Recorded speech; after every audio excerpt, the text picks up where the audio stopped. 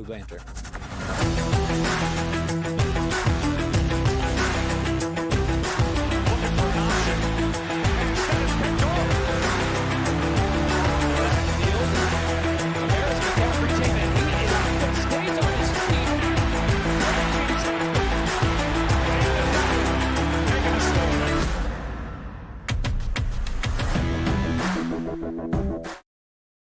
What is up, everybody, and welcome back to another edition of Black and Blue Banter, off-season edition. It is Thursday, May 23rd. It's been a blistering week. This actually feels like a Friday for me personally. I don't know about the rest of you, but we've had some news here, and there's been some confusion on one of these pieces of news in Pantherland, and that is on the actual Carolina Panthers move to South Carolina, Rock Hill. The bill that's been passed and passed and passed, and has really got one more to go to make it official. But I think it's pretty much a done deal at this point, and everybody else tends to agree. And to further get some more expertise on this matter, I've got a special guest tonight, Avery Wilks of the state newspaper down in South Carolina. He's been announcing all the moves this whole way.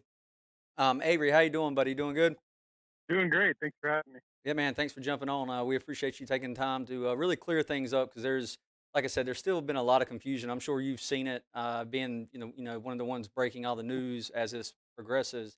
Um, but first, before we get too far into that, I wanted to get a little background on you so people could know where your expertise. I guess, like I said before, I know last year you won South Carolina Journalist of the Year, so congrats on that. That's No, pretty good, thank you.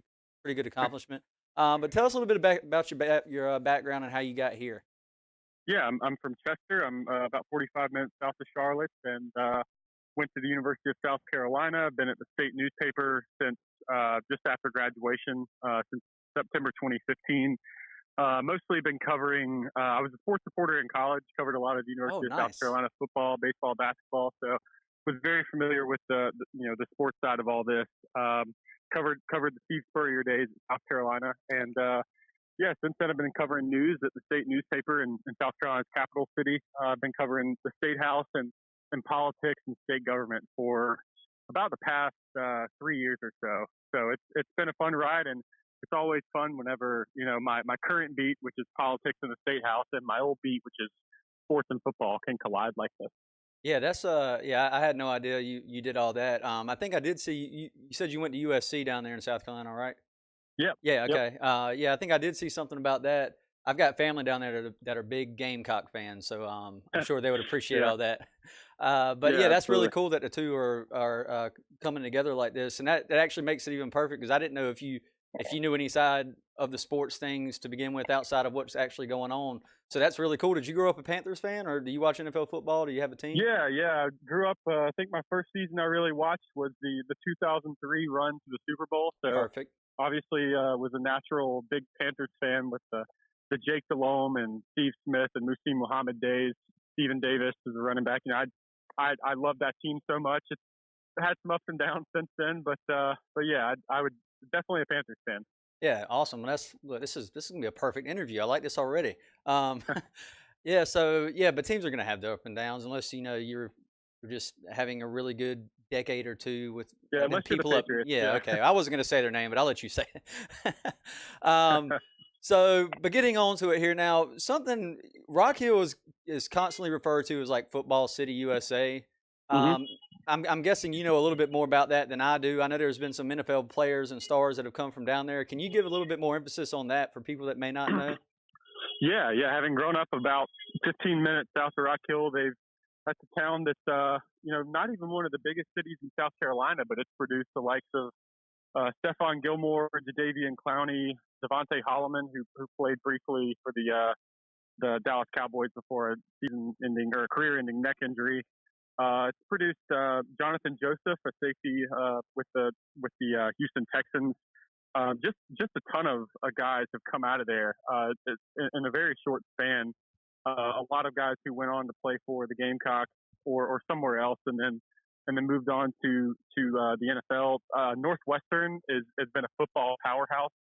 Mason Rudolph, Yeah, who now is a backup for the Steelers, he played at Northwestern with the quarterback.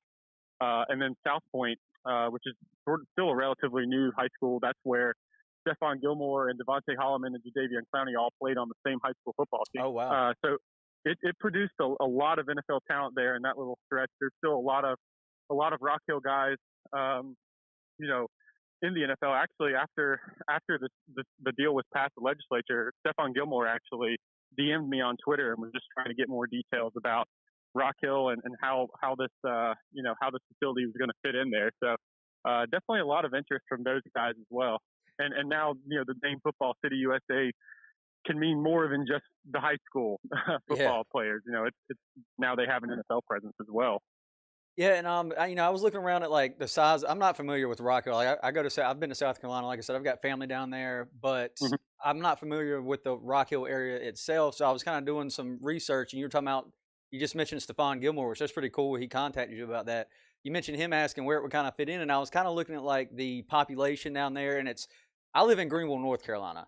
So our population, it depends on when college is in. Honestly, home of VCU over here, Yeah. but it definitely swells to like over probably 100,000 people Hmm. when college is in. And I saw that Rock Hill is listed right around the 117,000 population range. So I was trying to like put it in my perspective of Greenville, North Carolina getting a something this big. Like this would be huge for Rock Hill. And speaking more to that location area, where exactly would something of this size go in a place like that? I mean, I know Yeah. they Yeah. haven't actually picked out specifically a place, but I know they've talked about it that you've reported on.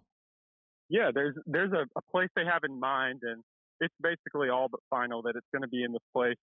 200 acres in Rock Hill, a little north of downtown Rock Hill, or what a lot of people consider downtown Rock Hill, where you've got the mall and you've got this soccer complex called Manchester Meadows, and you've got the movie theater. I mean, that's for me as a kid growing up near there. That's what I consider to be the real hub of Rock Hill. For sure.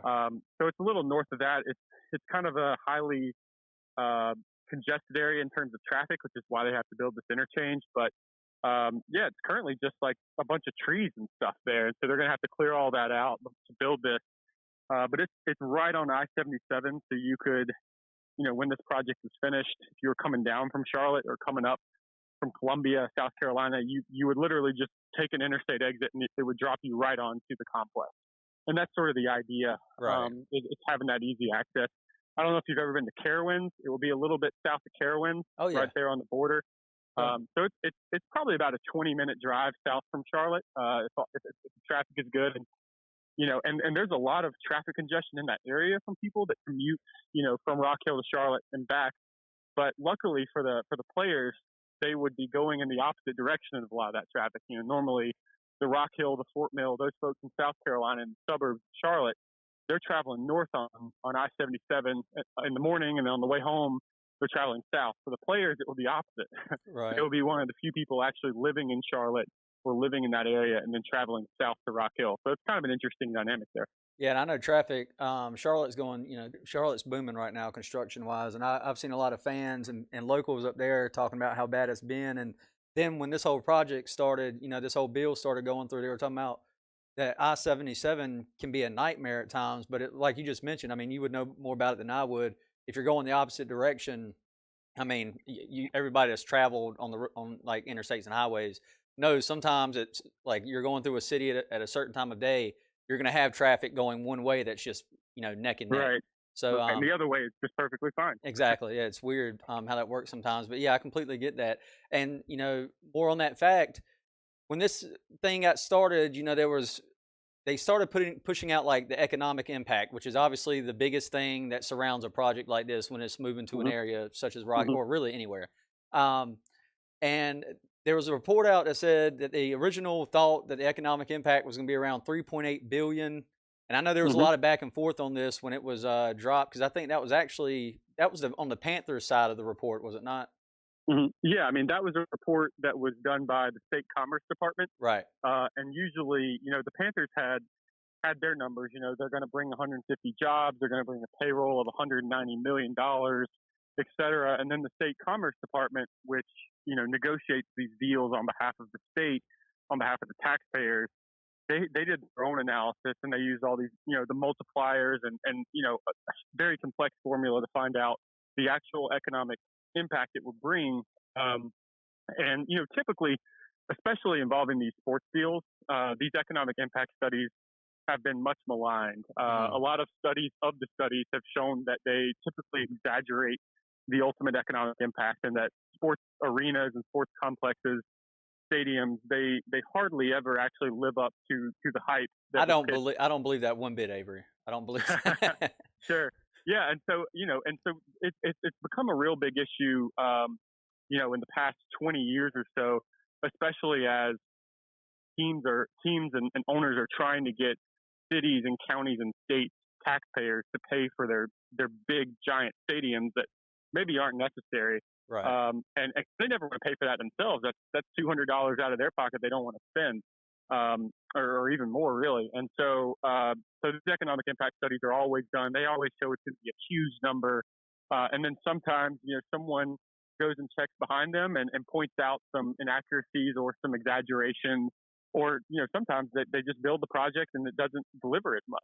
Right. It's happened in a few separate cases. In this case, ahead of the time, a state senator actually forced that analysis to be released, because those analyses typically are not released by the Commerce Department. Yeah, And then he I was gonna try right, to pronounce his name, but I could not get it right. It was Dick Dick Harpoot. Harpootlian. Yeah, there you Yeah, go. people You got it. call him Harpo.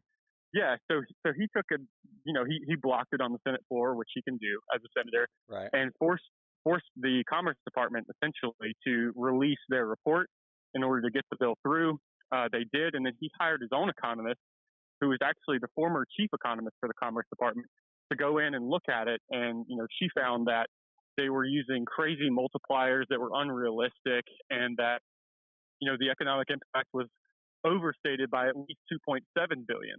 So Still a lot of money on the table there. still a lot of money. But she never said that it is worth 1.1 billion, Right. which is the difference. She just said at most it's worth 1.1 billion.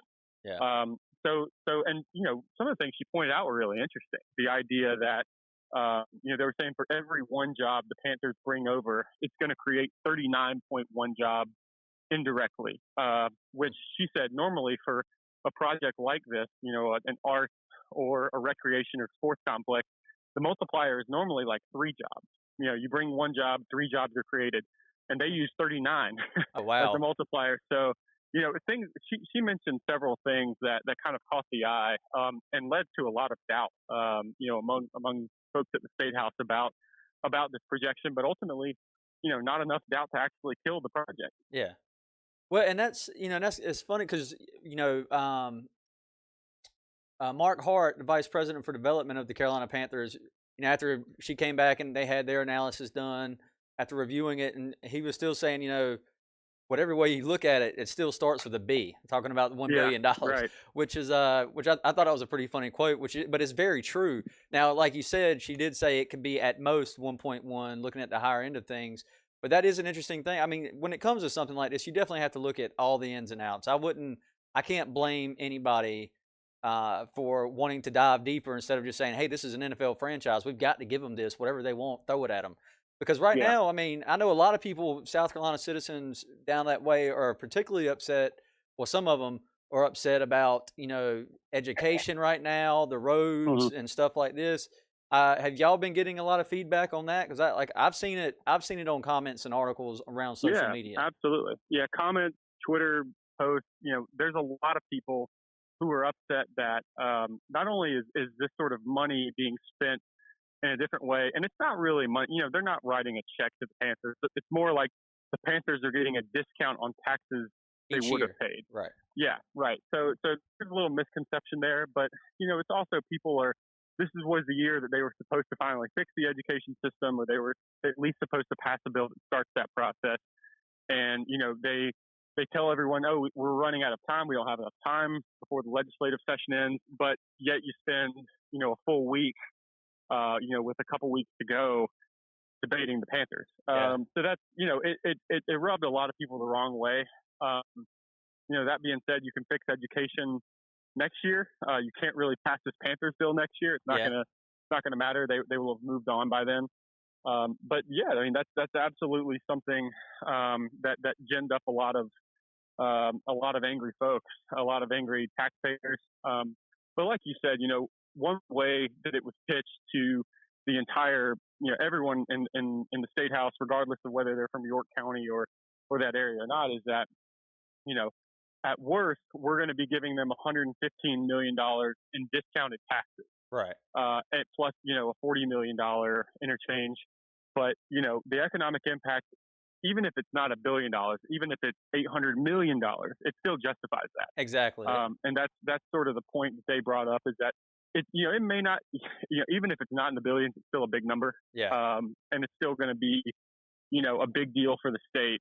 And worst case scenario, if you don't offer these tax breaks, they just don't come, and that land remains a bunch of vacant fields and trees. So I think eventually that line of thinking won out. Yeah. And see, and you kind of hit on this, well, we hit on it really quickly, about the 100, is it 115 million or 120 million? My calculation is 115, but Right. if I haven't seen how that other five comes into play. Yeah. Just how I Who back of the knows? napkin math. Yeah. Yeah, it's a lot of money, but yeah, basically it is going to be broken over years. Like you said, it's not, to be clear for people, this isn't going to be broken down and written out in a flat out $115 million check from our taxpayers. Here you go. That's not how it's going to work. It's Right. roughly $8 million a year or something like that. Yeah, I think some years are worth 10 million, and then another stretch of years are worth about 7 million apiece. It's some number like that. I don't have it in front of me, but yeah, some of the years are worth more than others. I think it's front loaded a little bit. Right. Well, see, and then the next part of this is I want to clear up what exactly is going to Rock Hill, because this is what I was Hmm. hitting on to begin the show in the opener. The Carolina Panthers Bank of America Stadium, people, is not leaving Charlotte, uptown Charlotte. Bank of America Right. Stadium is staying in Charlotte, North Carolina, and I think that's what's gotten a lot of people flustered in an uproar. I told my wife when all this stuff was going down and it got announced, I was like, this doesn't include the stadium. But Right. she sees other articles out there and people talking about it. She's like, I thought you said it wasn't the stadium. It's not the stadium. Nope. What's going to Rock Hill is practice facilities and the team headquarters, and there's going to be a lot more around that. And I think a lot of people aren't realizing this either. That David Tepper wants this to rival the Dallas Cowboys, the new Minnesota Vikings facilities. And that's huge. Like I don't think a lot of people understand. Like, well, I guess when you say the Dallas Cowboys and what Jerry Jones just built over there, it kind of puts it into perspective a little bit. But Hmm. this is what at the end of all of this, this could be, I mean, could be a huge development down there. And so practice facilities and headquarters is the main thing that we know right now. And then of course, I think the health facilities. Do you have um, any more details on any of that stuff that's projected? Yeah, I mean they're essentially moving everything but the game. Right. It's their entire operations are going to be moved. The idea is that eventually the players who sign long-term contracts, if there's a franchise quarterback after Cam Newton, that whoever that person is, they may look at it and decide, oh, I'm probably going to live in Rock Hill and have a 5 minute commute to my day job every day of the week, as Yeah. opposed to, and then just commute 8 days a year to Bank of America Stadium. But yeah, so it's their entire operations. It's their it's their headquarters. It's their practice facilities, 2 buildings, including one indoor facility with up to 10,000 seats. That's something that Tepper has really focused on. I know he's currently in the process of building a makeshift bubble Yes. indoor practice sort of. I guess you could call it a facility, but it's really an inflatable bubble. In case it rains, Yeah. so the team doesn't have to continue to play in ballrooms and practice in ballrooms whenever there's inclement weather. And it's going to have a sports medicine facility, whether that's a clinic or a hospital or what exactly it's going to be is a little unclear. The idea is it's going to be built and operated by Atrium Health, Yeah. and it's going to be that's the sports medicine facility where if someone needs to be treated or there needs to be any kind of procedures or rehabilitation, it will probably work out of that building. Whether that will service only the Panthers, I kind of doubt it. Don't feel like for a building that big, it seems like that would have to be a center for other types of sports medicine. But that's it's all sort of an open. I don't want to say question right now. Open promise. That Right. none of this stuff is in writing anywhere. This is all just sort of a vision written down on or drawn on a paper, it could all kind of change. And that was another complaint that Dick Arpulian had, is that we're agreeing to these tax breaks, but we don't even know what they're bringing here yet. Yeah. But there's a rough outline, so there could be tweaks here and there. I doubt it will change a lot, but yeah. So the rough skeleton is, the two practice facilities, the headquarters building, room for a hotel, for residential project apartments, for restaurants and shops and retail, and obviously the sports medicine facility. Yeah, and so that's just loads. That's just a lot to take in, man. I mean, There's $200 million worth of facilities. And that's anytime you do a construction project of this magnitude, you start with $200 million and you think that's a conservative estimate. Yep. And then it ends up being 225, it's 250. It's always, all development projects change order after change order, and absolutely. Yeah. It can be a headache. I've worked in that field. I know too much about those bigger projects. It never goes according to plan. And actually, whatever date they, I think they said by the end of 2022.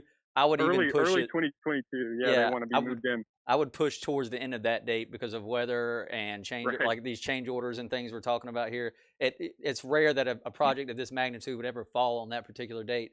But Avery, right quick, you mentioned seats, and I've got to throw in an advertisement right quick. Y'all need to check out SeatGeek.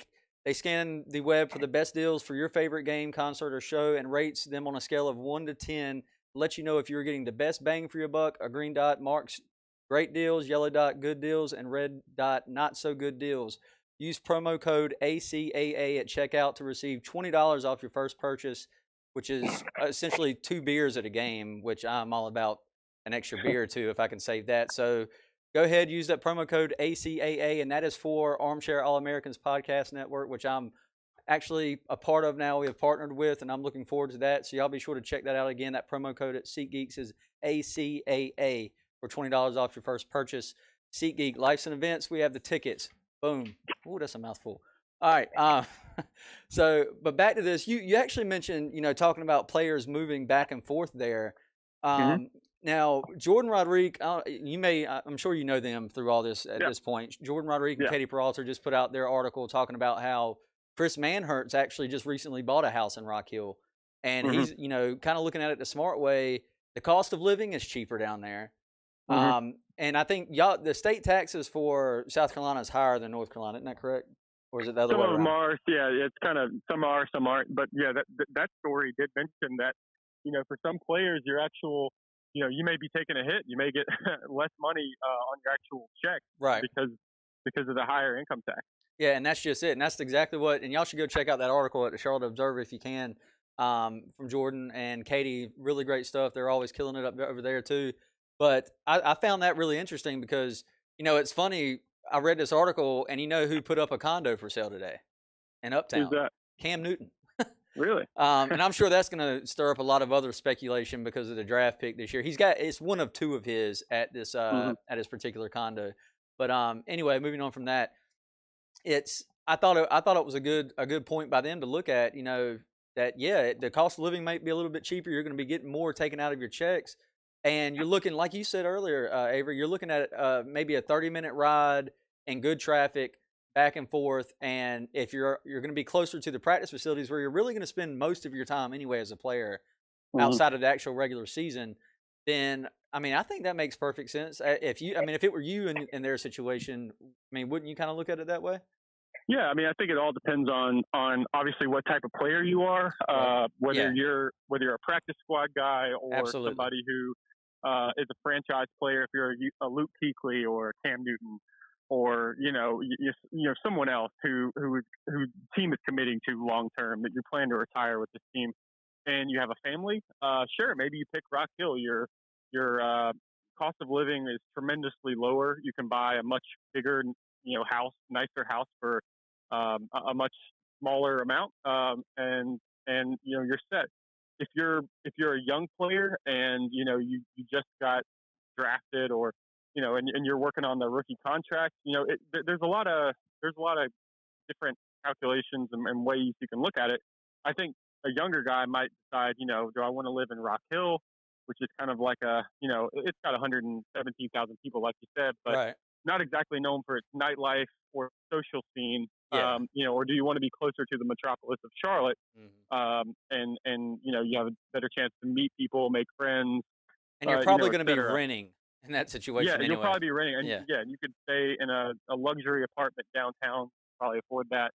So it's going to be different for different people. One of the things that the Panthers executive pitched to the state lawmakers was that eventually the players will move down. Eventually, the staff is going to move because they're just going to get tired of commuting 20 minutes to work every single day. Right. And we're going to see whether that's the case. I think some people will, a number of people will definitely move. I don't know that all of them will. Yeah. If you've already built a pretty large house, if you've got roots tied Mhm. down in Charlotte, I don't know that you make the move at this point. Yeah, I mean, I know You I know, got friends here that aren't making nearly the amount of money that they are, and some of them drive an hour to work. I mean, like it's no problem. So, what is mhm. really 30 minutes, for one of these guys who could, I mean, easily afford that kind of, going back and forth and not really Yeah, bother especially them as if much. you're driving a Lamborghini, Yeah, both ways, it's probably not that bad I a mean, drive. yeah, if it was Antonio Brown, he'd be there and back in like 5 minutes. It's no problem. So, Sure. Yeah. yeah, but I thought that was another good point that was brought up by them. So I was curious to get your input there and get some of the percentages and whatnot rates down there. But and really, I guess the last thing here is Avery. Right now, I mentioned earlier and cleared it out that Bank of America once again, people, Bank of America Stadium is not leaving Charlotte right now. And I say right now because this isn't something I see in like the near future. But I don't know if you know about the survey that they sent out, the Panthers sent out asking about upgrades to the stadium and this and that. Have you heard anything about that? I remember vaguely about that, and yeah, my understanding is the Panthers, like most teams, are sort of looking for ways to leverage their position in order to either get major stadium renovations or a new stadium altogether from Right. Charlotte and North Carolina. This deal probably helps with that. To be honest, they are buying 200 acres of land roughly. Right. Will they use all 200 acres? Doubt it. Will there be enough room on the site to where if they need to, they could build a stadium, decades in the future?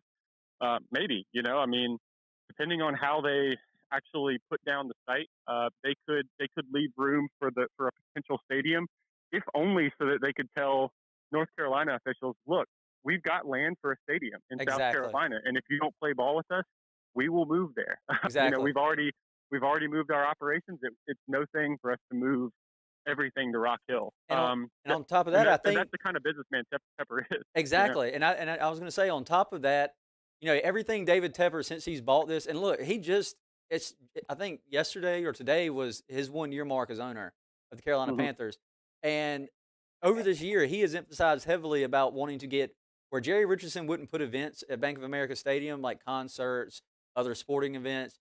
David Tepper wants that stadium used as much as possible, and the things he's talking about like Final Fours, he's talking about MLS team coming to the Carolinas, all these different events that he brings up, you know, that are brilliant business wise and using the stadiums. Bank of America is not really built for that. And Not no, not currently. and just like you said, he could use this as leverage, saying, I think I see David Tepper as more of a modern guy anyway. I see him wanting to have, you know, a lot of us, including me, are big fans of an outdoor. I love Bank of America Stadium, the location. I like that it's outdoor. You have to play in the elements. I like that factor, and I know a lot of Carolina Panther fans do as well. But the reality is, if they build another stadium, I feel pretty confident saying it's going to be a dome. I mean, wouldn't you at this Hmm. point? Talking about events and all this. Of course, there's You know, multiple ways you could do this, but yeah, I mean, you could totally see, the Reliant Stadium, or the Falcon Stadium model where, it's a retractable dome, right, because a lot of times it's perfectly fine to play the games, in open air, and then sometimes you might not want to, or you want to have the option. If you're going to bring the Final Four, obviously you need a roof. hmm So there are, it wouldn't surprise me. Pepper seems to be trying to move the team rapidly into the 21st century, yeah, whereas, the previous owner Richardson was kind of a very conservative guy in a lot of different ways, Yeah. business, socially, etc. Um, so yeah, it'll be interesting to see, I guess, how Tepper uses the leverage he has, and he's you don't get to be worth $11 billion if you don't know how to negotiate business deals and you know how to use leverage and play hardball. So You're it'll be absolutely right. interesting to see how he uses those skills in this environment. No, you're absolutely right. And I guess you saw today where it's reported that he's getting ready to release his outside capital on the hedge fund Appaloosa. Did you see that Yep. report? Yep. To focus more on the Carolina Panthers. I was actually reading the Bloomberg article on that, and it seems like this is kind of a direction a lot of hedge fund guys are moving anyway. But when he went to buy the Carolina Panthers, it seemed that there were a lot of people worried anyway that it was going to be too much between two places, and I think I could completely see that. I mean, that's a lot going on in a businessman's life. Absolutely, but he seems like he's prioritizing now, Well, yeah, which is really interesting. you don't get worth what 11, 12 billion dollars. I mean, that's insane. That's just hard to comprehend. I wouldn't know what to do with myself. That's why I don't have $11 billion. Um, but anyway, Avery, thanks so much for joining us tonight. I really appreciate you taking the time and helping clear up a lot of these things where there has been, like I said, and I know you've seen it, and I'm sure you've gotten tons of questions, a lot of confusion on the matter and what's going on. So I really appreciate you taking the time. Yeah, thanks so much for having me. Yeah, guys, if you're following along, go ahead and like and follow this wherever you're at. If you're on YouTube, subscribe, and go ahead and hit us up on iTunes, Google, Spotify, all those podcast platforms. Subscribe, leave a review, and keep following along. And we will catch up with you next time. Thanks for tuning in. Keep pounding.